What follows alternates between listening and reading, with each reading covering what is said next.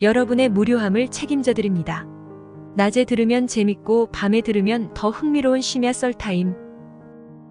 오늘의 사연은 중고물품 교환 어플을 통해 새로운 인연을 만난 이야기입니다.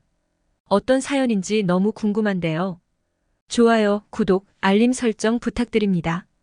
그럼 사연 시작하겠습니다. 제가 이런 사연을 보내게 될 줄은 꿈에도 몰랐습니다. 그저 매일 유튜브만 보며 사연 이야기를 들을 때마다 남의 이야기구나, 나와는 상관없는 일이다라고 생각했거든요. 제가 새로운 사랑을, 그 사람을 만날 수 있었던 이야기. 함께 들어주세요. 저는 50대 남성이고 아내와 둘이 살고 있습니다. 아들 하나 키워서 지금은 독립한 상태입니다. 경기도에서 쭉 지내던 아들은 20대가 된 후 독립을 하겠다며 나섰고 하나뿐인 아들의 출가가 아쉬웠지만 아내와 전 아들의 뜻을 이해해줬죠. 사내 녀석이 다 크면 여자친구도 만나고 집에서 데이트도 하고 그럴 텐데 우리 때문에 너무 자유를 즐기지 못하는 것 같아서요. 아버지, 저도 다 컸어요. 여자친구도 생겼고. 여자친구 생긴 거랑 무슨 상관이니? 엄마 아빠가 못 만나게 하는 것도 아닌데. 아이 엄마. 저도 어른이라고요. 사실 여자친구가 생겼다고 했을 때부터 크고 작은 걱정은 있었지만 아들의 입으로 직접 연애사를 들으니 뭐랄까요, 신선했습니다. 우리가 너무 배려가 없었나 싶고. 아들에게 설득당한 저희는 둘이서 살기로 결심하고 아들의 서울 출가를 허락했습니다. 아내와 저는 둘이서만 남게 되었고 아들이 떠난 후 둘만의 아파트로 새롭게 이사를 갔습니다. 둘이서 살기에 40평 아파트는 너무 컸고 20평대의 아파트로 말이죠. 이사하는 김에 안 쓰는 물건들은 모두 버리고 제법 깔끔한 집으로 정리도 했습니다. 공감하시는 분들도 있겠지만 막상 버리려면 아까운 물건이 많잖아요. 침대, 소파, TV부터 자잘한 그릇들, 후라이팬 같은 모든 물건이요. 10년, 15년 정도 썼으면 오래 썼나 하지만 아직 멀쩡하고 아들이 어렸을 때 입었던 태권도, 도복 같은 것도 마찬가지입니다. 집에 있으면 가끔 꺼내도 보고 추억도 회상하는데 아예 없어지면 그때의 기억을 되새길 연결고리가 사라지는 느낌이라고 해야 할까요?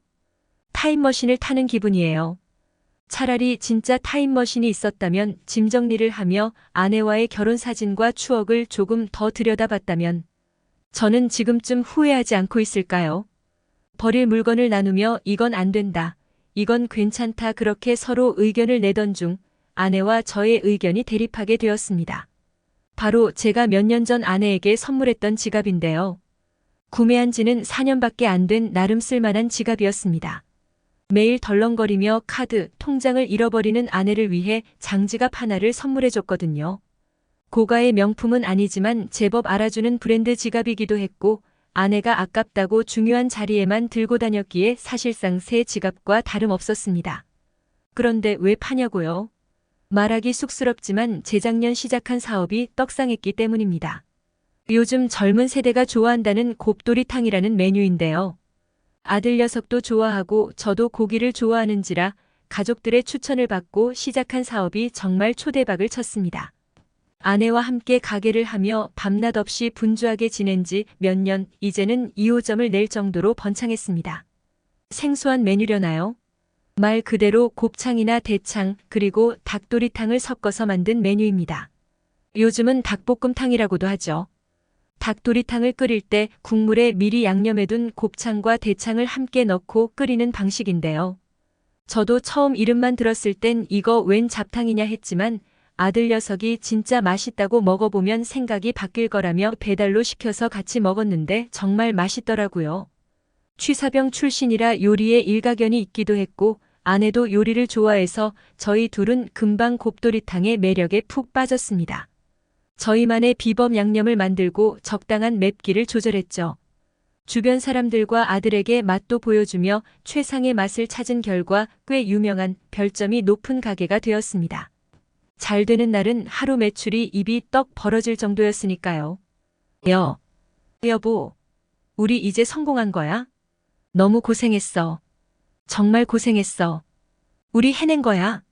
그럼에도 불구하고 여전히 소박한 저희 부부는 큰 집도, 좋은 차도, 비싼 옷도 필요 없었지만 아들 녀석의 성화에 그럴싸한 명품 옷도 몇 벌 구매했고 차도 한 대 새로 뽑았습니다. 외제차를 살 수 있을 정도의 여유였지만 막상 긁으려니 손이 벌벌 떨려서 국산차 중에 제일 좋은 걸로요. 저는 평생 씀씀이가 크지는 못할 것 같습니다. 저희 아내도 마찬가지로 루이비땡, 샤땡 이런 옷 사입으라며 돈 쥐어줘도 안 사입더라고요. 아들이 사오는 게 전부입니다. 지갑도 제가 사준 걸 왜 버리냐며 계속 모셔뒀는데 솔직히 집에 있어도 거들떠도 안 볼 거면 저는 절반 가격이라도 받았으면 하거든요. 지갑이야 새로 사주면 되고 선물은 또 하면 그만이니까요. 아내는 그런 짓을 굳이 왜 하냐고 했고 저는 팔자는 입장이었습니다. 안 쓸 바에야 반값에라도 파는 게 이득 아니야? 여보, 내가 새로 사줄게. 아내는 끝까지 거절했지만 팔아서 10만 원이라도 용돈 하자는 말에 결국 꺾이고 말았습니다. 중요한 문제가 아니고선 웬만하면 제 말을 들어주는 착한 아내였기 때문이죠. 그런데 이런 아내를 두고 제가 바람을 피울 줄은 저조차도 상상하지 못했습니다. 발단은 중고거래에서부터였습니다. 당근마켓이라는 어플 다들 아실 겁니다. 상호명 때문에 당근마켓이라고 할게요. 버리기 아까운 물건들은 적당한 값에 당근마켓에 올렸었는데 집에 있는지도 몰랐던 물건들로 5,000원, 만원 벌다 보니 이게 꽤 쏠쏠하고 재밌더라고요. 해보신 분들은 공감하실 겁니다. 이사 오기 전 동네에서도 꽤 유명 인사였는데 이사 오고서도 지갑처럼 작은 소지품이나 생활용품을 팔다 보니 새로운 이웃도 많이 알게 되었죠. 그렇게 아내의 지갑을 올리고서 꽤 많은 메시지가 왔습니다. 물론 그 중에서는 말도 안 되는 애누리를 원하는 사람도 있었고 장난스러운 메시지도 있었어요. 그러던 중 제 눈에 띄는 채팅을 발견했습니다. 닉네임은 우분홍색민들레였는데 사실 그녀가 설정한 닉네임에 끌린 건지 판매를 위해 끌린 건지는 잘 모르겠습니다. 지갑 구매하고 싶습니다. 혹시 하자는 없나요? 네, 사진에 나와 있는 그대로입니다. 거의 새 거예요. 새 물건인데 왜 파는 거죠? 아내에게 더 좋은 지갑을 선물하려고요. 다정하시네요. 순간 심장이 쿵 내려앉는 기분이었습니다. 주변에서 매일 좋은 남편이다, 최고의 남편이다 소리는 들었지만 여자에게 다정하다는 말을 직접 듣는 건 너무 오랜만이었거든요. 살다 보면 일 때문이든 립서비스든 칭찬을 많이 듣곤 하는데 다정하다는 말은 너무 진심 같았고 제가 꿈꾸던 가장으로 만들어주는 말이었거든요. 이런 제가 천하의 나쁜 놈이라는 걸 압니다. 저를 욕하셔도 좋습니다. 하지만 그때의 저는 분홍색 민들레의 그녀가 너무 궁금했고 더 대화하고 싶은 욕망이 자꾸만 생겼거든요. 그렇게 분홍색 민들레와 저는 그날 이후로 간간히 메시지를 주고받았습니다. 거래를 위해 만나야 했지만 이번 주에는 일이 바빠서 안 된다기에 일주일을 기다려주기로 했죠. 흔하지 않은 일이죠. 보통의 당근 거래라면 바로 팔아버리고 다른 사람을 구할 텐데 왜인지 그렇게 하기 싫었습니다. 이 사람과는 꼭 만나고 싶었고 그래야만 하는 운명이 느껴졌다고나 할까요? 그렇다고 그녀와 음란한 대화를 하는 것도 아니었거든요. 그냥 오늘은 뭐 했냐, 어떤 일을 하시냐 등이었죠. 분홍색 민들레는 남편과는 주말 부부라고 했습니다. 나이는 저와 비슷해 보였으며 아이는 둘 있는데 한 명은 기숙사에, 한 명은 군대에 갔다고 하더군요. 장성한 자식들을 내보내는 부모의 심정에서 서로 공감대가 많이 느껴졌습니다. 그리고 민들레의 남편은 지방에 내려가 있다고 했습니다. 출장이 많은 직업이라서 일주일이나 2주일에 한 번씩 얼굴 보는 게 전부라고 하더라고요. 원래는 주부로 지냈는데 종일 혼자 집에만 있기 따분해서 가끔 식당 일을 도와주며 소소하게 지낸다고 했습니다. 이사를 온 후에도 저희 가게는 여전히 잘 됐고 외식도 종종 했는데 처음 듣는 가게더라고요. 지도를 보니 거리가 꽤 있었습니다. 그래서 자연스럽게 어디 사냐고 물어봤는데 버스로 5정거장인가 6정거장 가야 하는 거리더라고요. 꽤 먼 곳까지 지갑 사겠다고 오는 게 마음이 쓰여서 그냥 제가 가기로 했습니다. 저는 차도 있고 어려운 일도 아니니까요. 이런 말도 사실 다 변명이겠죠. 이유는 모르겠지만 계속해서 끌렸습니다. 얼굴도 모르는 그녀와의 만남이 너무나도 기다려졌어요. 수많은 중고 거래를 하면서 한 번도 이런 적 없는데 말이에요. 정말입니다. 당근마켓을 하며 젊은 여성, 동년배의 아저씨, 초등학생 등 많은 사람을 만났지만 필요한 거래만 하고 끝이었습니다. 그런데 분홍색 민들레는 채팅 말투와 모든 게 너무나도 긴장됐습니다. 떨렸다고 해야 할까요? 예를 들면 이런 식입니다. 꽃 사진을 보내며 길 가다가 찍었어요. 저번에 주신 노을 사진 답례입니다. 라고 로맨틱한 사진을 보내거나 곧 지갑이 생길 생각에 기분이 좋네요.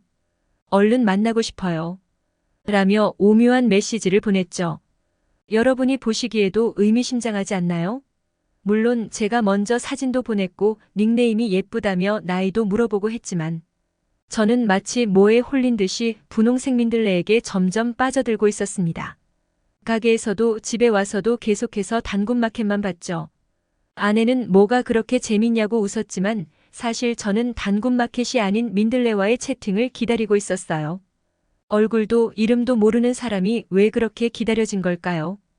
이거야말로 운명 아닌가 싶은 마음이 강하게 들었죠. 분홍색 민들레는 제 판매 내역을 보고 혹시 다른 물건도 있냐며 물어봤습니다. 제 아이디는 대부분 아내 물건을 올렸기 때문에 원피스나 카디건 등 여성 옷이 많았거든요. 더 이상 팔 아내의 물건은 없었지만 혹시나 하는 마음에 저는 계속해서 집을 뒤졌습니다. 아쉽게도 더 이상 판매할 물건이 없더라고요. 그냥 그녀에게는 왠지 더 좋은 물건을 주고 싶었어요. 자식들은 모두 떠나 있고 남편도 떠나 있는 처지가 너무 안쓰러웠달까요? 자꾸만 마음이 갔습니다. 결국 제 서랍에서 아직 개봉하지 않은 새 양말을 그녀에게 판매하기로 했죠. 사실 선물이나 다름없었지만요. 히읗히읗 지금 생각하면 그러지 말았어야 합니다. 강하게 끌리는 건 다 이유가 있었을 텐데 말이에요. 그렇게 고대하던 거래 날짜가 다가왔어요. 마침 아내는 친정에 일이 생겼다고 했고 저는 아내에게 미안했지만 분홍색 민들레의 닉네임을 가진 그녀를 만난다는 기대감에 서둘러 그녀의 동네로 갔어요. 그리고 마침내 그녀를 만났습니다. 당군이세요? 네. 혹시 마운틴 정복님? 분홍색 민들레님. 뵙고 싶었어요. 마치 상상 속에서 막 튀어나온 것처럼 노란 자켓에 단정한 바지를 걸친 그녀는 한 송이의 민들레 같았습니다. 그날 자연스럽게 연락처를 교환한 저와 민들레는 이후 거래가 없이도 만나게 되었습니다. 좋은 지갑을 저렴하게 구입해서 양말을 선물해줘서 고맙다며 커피를 산다던 민들레와 그리고 날이 더우니 같이 운동 가자며 제가 불렀고요. 그 이후로는 침대가 있는 곳에서도 만났습니다. 그리고 저는 그녀를 더 이상 민들레라고 부르지 않습니다. 그녀는 민들레가 아니라 장미 같은 여자였거든요. 아내는 아무것도 모르고 있습니다. 저와 장미는 이 관계를 끝내야 한다는 걸 알면서도 끝내지 못하고 있습니다. 서로에게 미친 듯이 끌리고 있기 때문이죠. 이 사연을 올리면 다들 손가락질하고 뭐하는 짓이냐고 욕하실 것도 압니다. 하지만 이런 금단의 관계를 맺어보신 분, 끊어보신 분이 계실까 해서 사연 올립니다. 제발 도와주세요. 오늘의 사연 어떻게 들으셨나요? 저는 하루빨리 감정을 정리하시는 게 좋아 보이는데요. 여러분들은 어떠신가요? 댓글로 의견 남겨주시면 감사하겠습니다. 사연 재밌게 들으셨다면 좋아요, 구독 눌러주세요. 다음에도 재밌는 썰로 찾아뵙겠습니다. 감사합니다.